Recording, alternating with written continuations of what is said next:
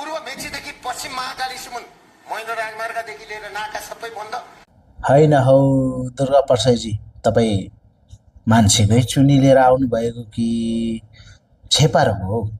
कहिले उहिलेर खुइलेको गाडीलाई bullet proof भन्दै देखाउँदै हिँड्नुहुन्छ, कहिले ब्याङ्कको पैसा झ्याम्मा लोन खाएर खाने मान्छेलाई पनि तिर्नै पर्दैन भन्ने अभियान चलाएर हिँड्नुहुन्छ।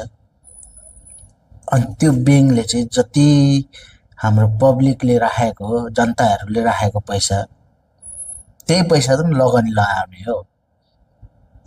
कसैले डिपोजिट राखेको पैसा, त्यही पैसालाई त लगानी लगाउने हो।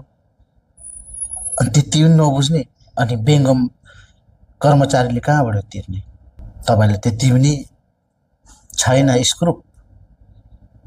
अनि कोही बेला धर्मको विषयमा लाम लस्कार निकालिराखेको हुनुहुन्छ। सरकारसँग पनि अनुमति लिएर अझै बन्दको धम्की। एक दिन नेपाल बन्द हुँदा कति घाटा हुन्छ तपाईँलाई थाहा छ? सोच्नु भएको छ?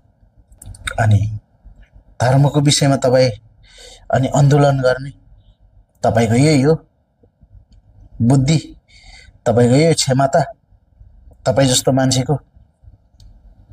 अनि कहिले राजावादी भन्ने, कहिले इन्डियामा जाने, त्यहाँ च्या च्या गर्दा गर्दै अनि फेरि खसी पार्ला नि। यसो बुझ्ने गर्नु बुढेसकालमा।